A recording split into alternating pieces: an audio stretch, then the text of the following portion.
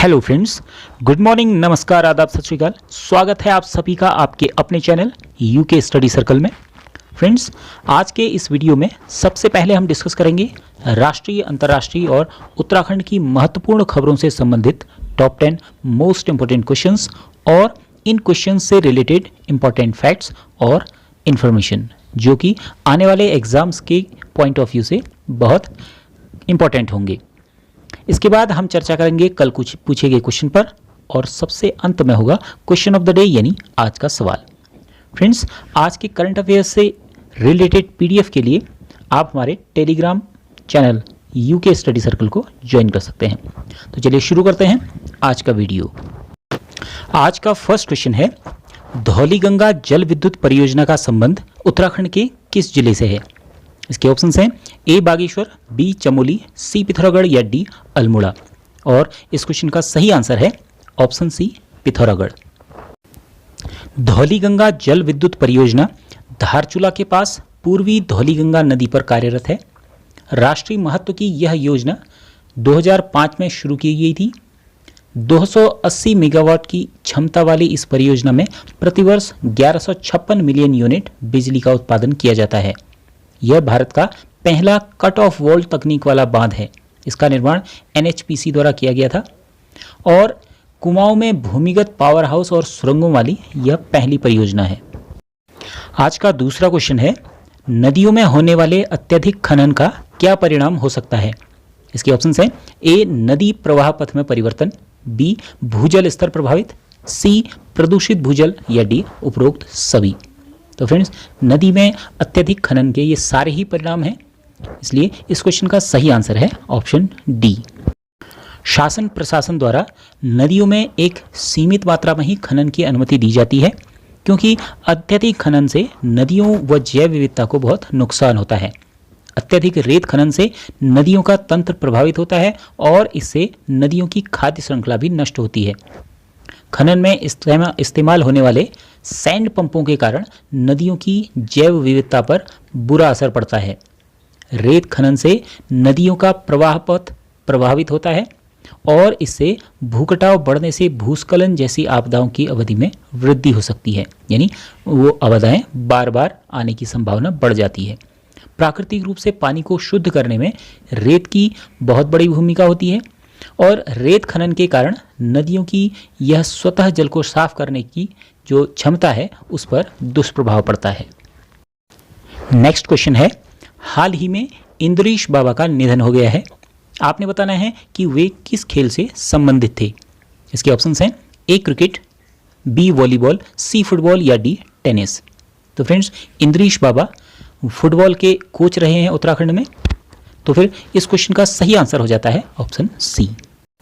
उत्तराखंड के वयोवृद्ध football coach इंद्रीश बाबा के प्रयासों से उत्तराखंड के 12 से अधिक फुटबॉल खिलाड़ी राष्ट्रीय फुटबॉल प्रतियोगिताओं तक पहुंचे हैं।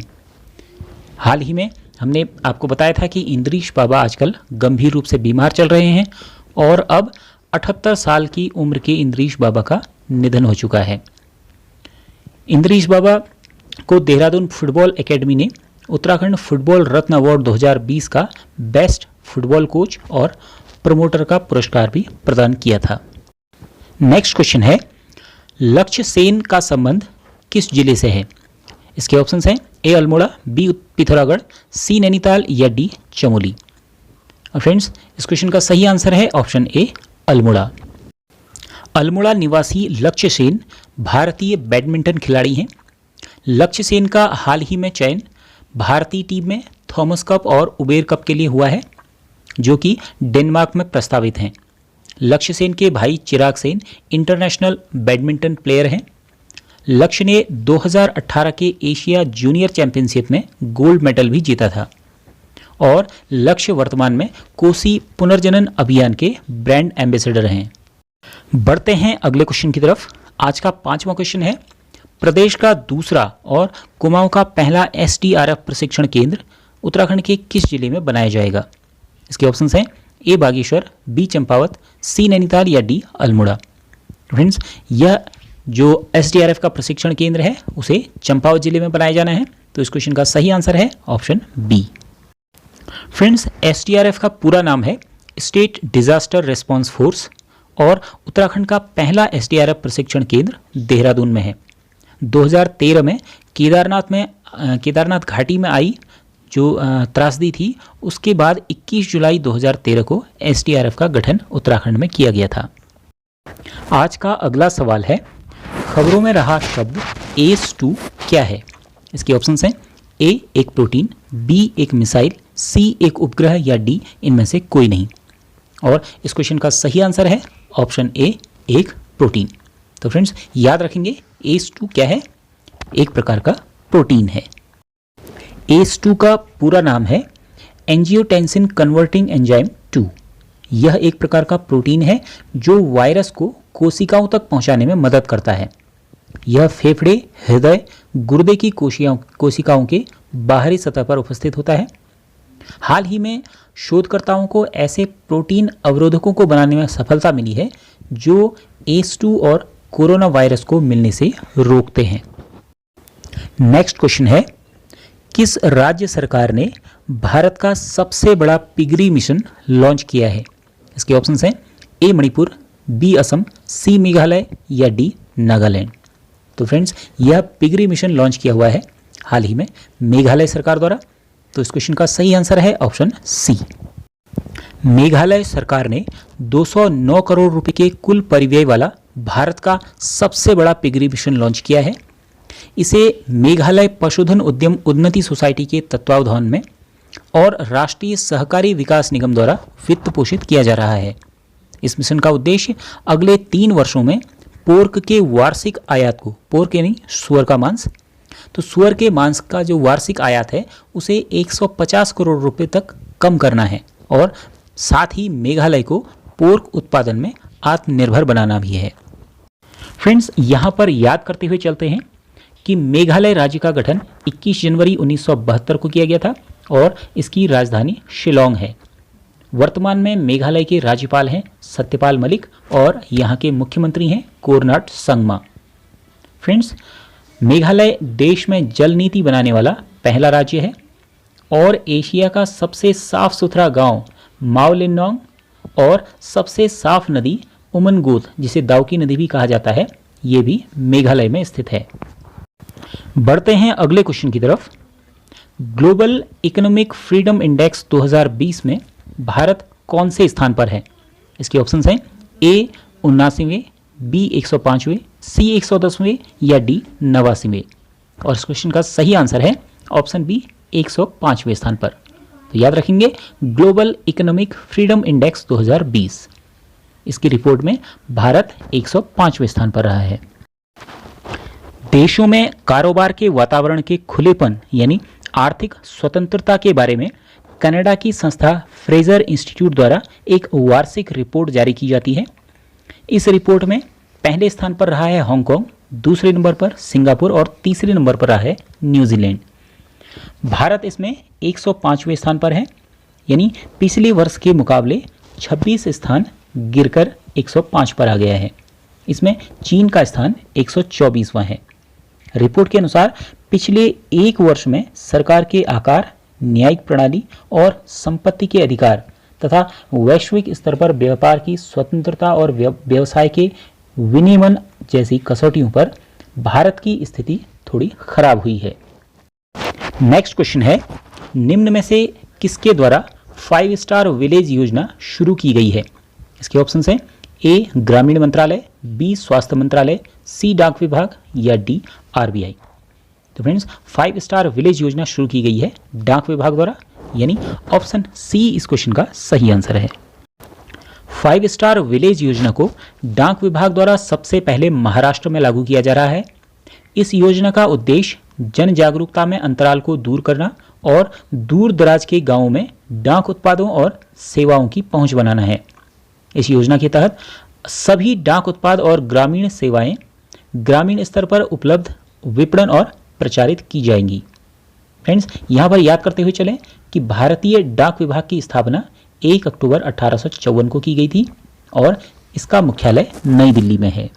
फ्रेंड्स आज का 10वां और अंतिम क्वेश्चन है, यूनिसेफ ने किसे भारत में फॉर एवरी चाइल्ड अभियान के लिए अपना सेलिब्रिटी एडवोकेट बनाया है? इसके ऑप्शंस हैं ए प्रियंका चोपड़ा, बी आयुष्मान खुराना, सी अमिताभ बच्चन या डी सोनू सूद। और इस क्वेश्चन का सही आंसर है ऑप्शन बी आयुष्मान खुराना। तो याद रखेंगे फॉर एवरी चाइल्ड अभियान जो कि यूनिसेफ का अभियान है, इसके सेलिब्रिटी एडवोकेट बने हैं आयुष्मान खुराना। आयुष्मान खुराना यूनिसेफ की तरफ से भारत में बच्चों के खिलाफ हिंसा को रोकने में सहायता करेंगे। फ्रेंड्स, यहाँ पर याद करते हुए चलते हैं कि यूनिसेफ की स्थापना 11 दिसंबर 1946 को की गई थी। इसका मुख्यालय न्यूयॉर्क में है और वर्तमान में इसके अध्यक्ष हैं एन वेनेमन। 1953 से यूनिसेफ संयुक्त राष्ट्र का एक अभिन्न हिस्सा है। यूनिसेफ का पूरा नाम है United Nations international children emergency fund और 1965 में इसे अपने कार्यों के लिए शांति का नोबेल पुरस्कार भी प्राप्त हुआ है। फ्रेंड्स, अब बारी है 12 सितंबर के करंट अफेयर्स के वीडियो के दौरान पूछे गए सवाल की। ये क्वेश्चन था, निम्नलिखित राज्यों में से कहाँ विधान परिषद नहीं है।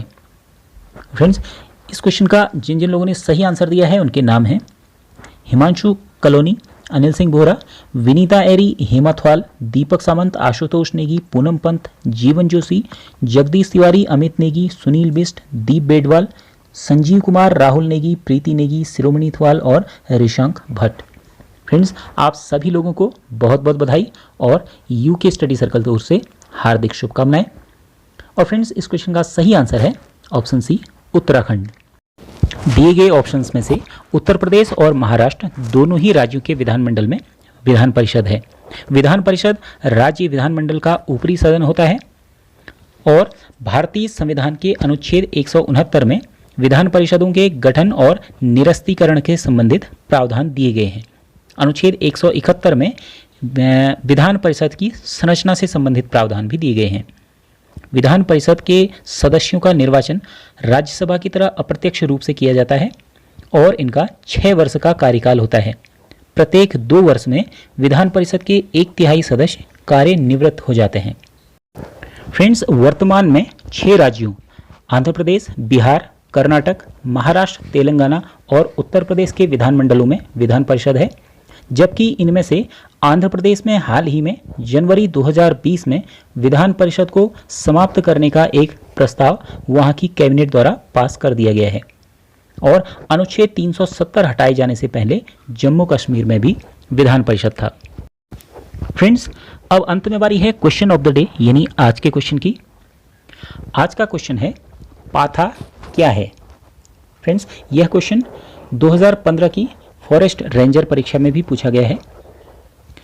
इस क्वेश्चन के ऑप्शंस हैं ए लंबाई मापने का एक पारंपरिक बर्तन, बी पानी पीने का एक पारंपरिक बर्तन, सी अनाज की मात्रा मापने का एक पारंपरिक बर्तन या फिर डी ऊन मापने का एक पारंपरिक बर्तन। फ्रेंड्स, इस क्वेश्चन का आंसर आपने हमें रोज की तरह कमेंट बॉक्स में लिख कर देना है। आज का यह वीडियो अगर आपको पसंद आया हो तो इसे लाइक और शेयर जरूर कीजिएगा और यदि आप इस चैनल पर नए हैं या अभी तक आपने चैनल को सब्सक्राइब नहीं किया हुआ है तो चैनल को सब्सक्राइब कर लीजिएगा तथा साथ ही बेल आइकन प्रेस करके नोटिफिकेशन को ऑल पर सेट कर लीजिएगा, जिससे हमारी अपकमिंग वीडियोस के नोटिफिकेशंस आपको मिलते रहें। तो फ्रेंड्स, आज के वीडियो में इतना ही। मिलते हैं अगले वीडियो में। जय हिंद।